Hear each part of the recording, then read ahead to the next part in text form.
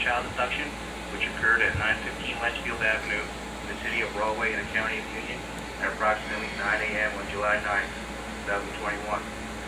The child, Sebastian Rios, is a 4-year-old black male with brown hair and brown eyes. He is approximately 3 foot, 5 inches tall, and weighs approximately 47 pounds. The suspect, Tyler Rios, is a black male, approximately 27 years old, with black hair and brown eyes. He is approximately 5 foot 9 inches tall and weighs approximately 220 pounds.